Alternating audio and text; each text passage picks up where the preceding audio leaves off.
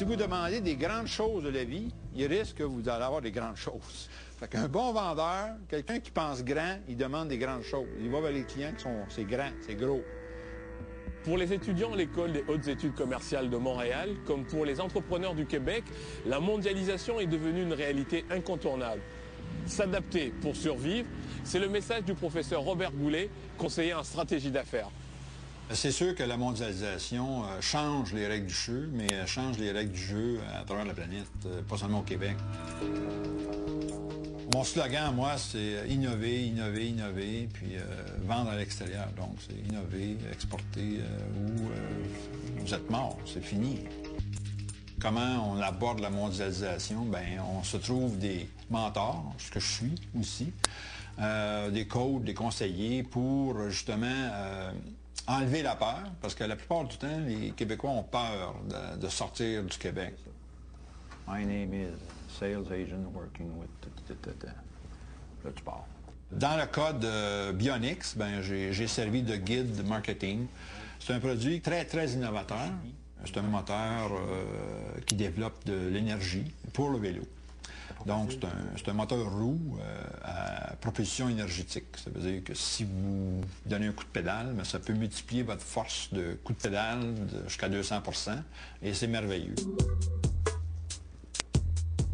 Jean-Yves Dubé, il a commencé à concevoir son produit ici. Il a fait des prototypes, il a investi beaucoup, beaucoup. On parle de millions.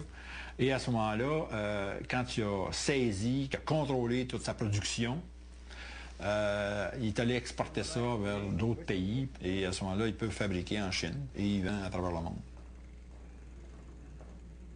Il faut que tu aies le meilleur produit à un coût que les gens veulent payer. Actuellement, c'est sûr, tout l'assemblage est fait chez nous au Québec, à Asbestos, mais nos composantes, à date, on n'a pas eu le choix là, de négocier durant quelques années à choisir des fournisseurs asiatiques pour rester, je dirais, compétitifs. La réduction du coût des pièces est pratiquement par 3 à 4.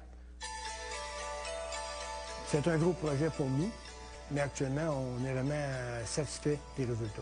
C'est sûr qu'il faut travailler à comprendre la culture, comprendre les gens, il faut qu'il y ait un élément de confiance des deux bords, mais c'est constamment, en constante réévaluation et puis en constante recherche. Encore, tu ne peux pas dormir.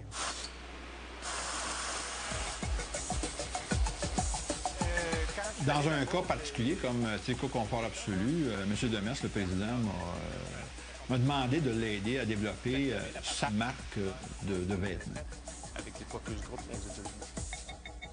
Trico Confort, c'est une compagnie qui se spécialise dans la création, le design et la fabrication de vêtements sans couture. Donc, ça implique beaucoup moins de main-d'œuvre dans la fabrication du vêtement.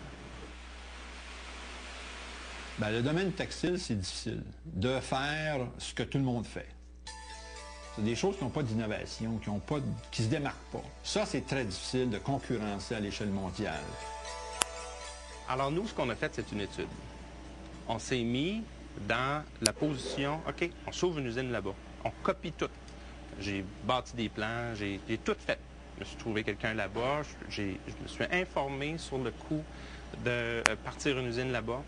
Puis je réalise que dans le fond, je prends mon usine ici, je la transporte là-bas. Je vous dis tout de suite, je fais une économie de 90 % au niveau de la masse salariale. Donc, sur papier, j'engrange des profits à grand pelle, là, à grand coup de pelle rapidement.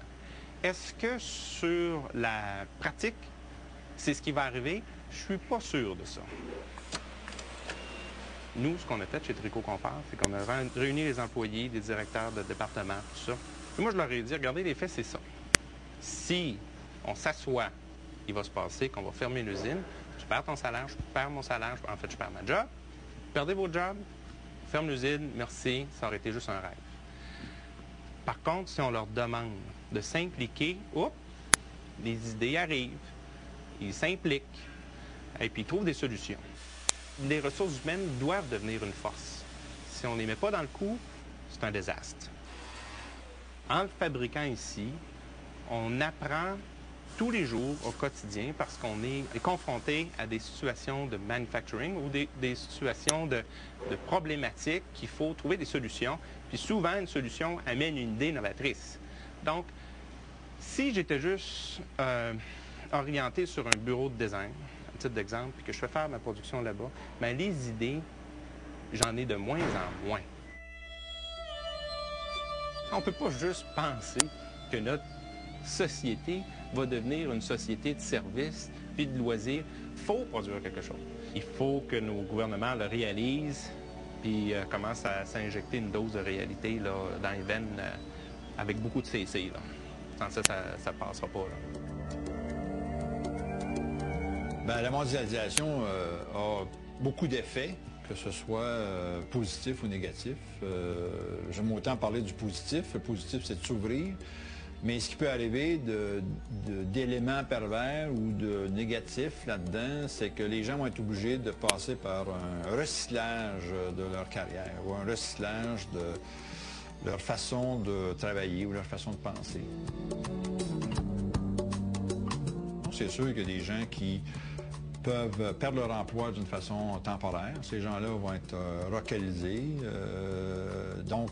Et puis les jeunes, ben, il faut absolument qu'ils deviennent des travailleurs spécialisés.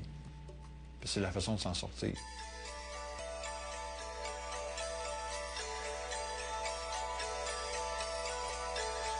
La mondialisation, en tout cas pour nous, est une excellente chose. Mais il faut que tu te prennes en action. Au lieu de broyer, puis t'asseoir, puis chialer là, contre ça, je pense qu'il faut se prendre en main. Il faut regarder les opportunités. Mais il faut être en action. Il ne faut pas être en réaction. Parce que quand tu es en réaction, tu es toujours en retard. Ça nous prend des adversaires, dans le fond, pour pouvoir se dépasser puis faire mieux qu'eux. Donc ça, c'est l'avantage que j'y vois. Le reste, c'est pas vrai qu'à payer quelqu'un 10 cents de l'heure, puis qui pollue la planète, puis que nous autres, on va acheter les produits pour les revendre 9,99 ici, est-ce qu'on se rend service? La mondialisation, c'est un élan pour les économies à ceux qui savent bien s'en servir. Mais ça prend des futés, ça prend des petits futés. Puis au Québec, on est pas mal petits futés.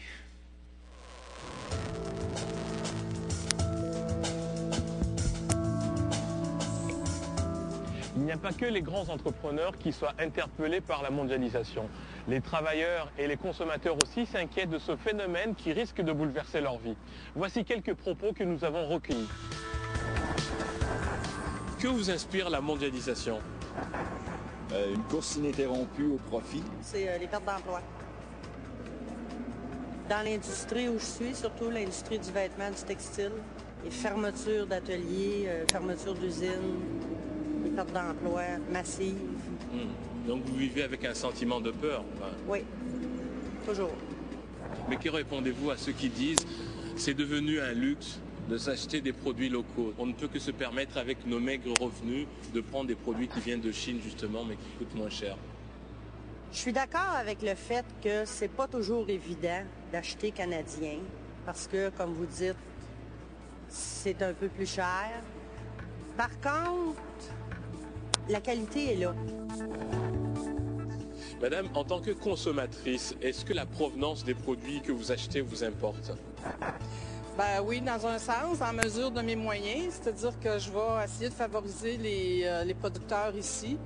Mais on n'a pas toujours le luxe de nos idéaux. Aussi, au niveau de la mondialisation, ben, il y a le côté aussi où il y a des emplois qui sont créés dans des secteurs, dans des pays qui n'avaient pas nécessairement beaucoup de richesses, puis des gens qui accèdent à un meilleur niveau de vie. Mais jusqu'à quoi les compagnies, les multinationales sont prêtes à envoyer tous ces emplois-là là-bas, je ne sais pas. Je suis un peu perplexe, mais en même temps, ben, c'est réjouissant pour ces pays-là.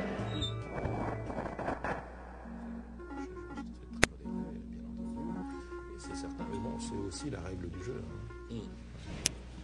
Notre invité ce soir, c'est M. Ignacio Ramonet. Monsieur Ramonet, bonsoir. Bonsoir. Vous êtes directeur du réputé mensuel français Le Monde Diplomatique, qui est une référence incontournable, une véritable bible pour les antimondialisations. Et c'est d'ailleurs un de vos éditoriaux en 97 qui avait lancé ce mouvement Attaque, qui en gros demandait qu'on taxe les transactions des capitaux pour financer des projets de développement écologique et sociaux. Alors, qu'est-ce que vous reprochez exactement à la mondialisation ? Alors beaucoup de choses. La mondialisation, on peut lui reprocher par exemple de créer un monde où les riches sont de plus en plus riches et les pauvres de plus en plus pauvres. Un monde, si vous voulez, où on a donné toute priorité au marché contre l'État. C'est-à-dire la grande bataille qui se livre aujourd'hui à l'échelle internationale, c'est le marché contre l'État, c'est le secteur privé contre le secteur public, c'est, si vous voulez, l'individu contre la société. La thèse qui s'est développée maintenant, c'est que l'État minimal, c'est-à-dire l'État inexistant, est le meilleur État. Dans beaucoup de pays, en particulier en Amérique du Sud, en Argentine, en Bolivie et ailleurs, tout ce qui appartenait au secteur public, toute les mines, les services, etc., ont été transférés au privé. Et le résultat de tout ça, c'est que les citoyens se sont retrouvés dans des situations bien